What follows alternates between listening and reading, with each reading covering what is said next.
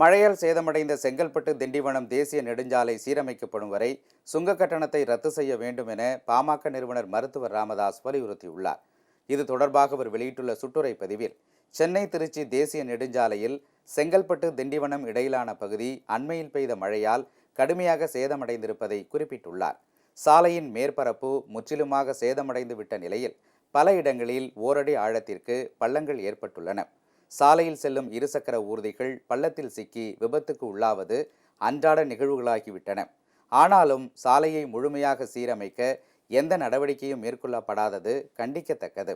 செங்கல்பட்டு திண்டிவனம் இடையிலான சாலையில் ஏற்பட்ட சேதத்தால் ஏற்பட்ட விபத்துகளில் கடந்த சில நாட்களில் மட்டும் 7 பேர் உயிரிழந்துள்ளதாக கூறப்படுகிறது. இவை தவிர சிறிய அளவிலான விபத்துகளில் ஏராளமானோர் காயமடைந்துள்ளனர். சாலையில் ஏற்பட்டுள்ள பள்ளங்களால் இந்த பகுதியில் பயணிக்கும் ஊர்திகளின் சராசரி வேகம் குறைந்துள்ளது. கடுமையான போக்குவரத்து நெரிசலும் அடிக்கடி ஏற்படுகிறது.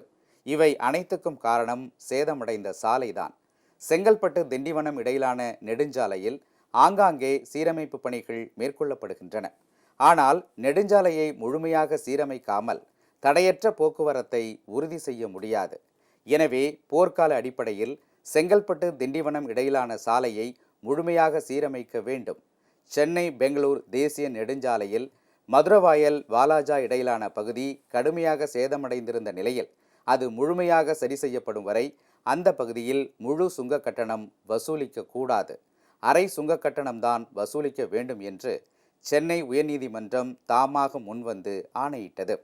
அந்த சாலையை விட செங்கல்பட்டு திண்டிவனம் இடையிலான நெடுஞ்சாலை மிக மோசமாக சேதமடைந்திருப்பதால் அது சரி செய்யப்படும் வரை அந்த பகுதியில் சுங்க கட்டணத்தை முழுமையாக ரத்து செய்ய வேண்டும் என மருத்துவர் ராமதாஸ் வலியுறுத்தியுள்ளார்.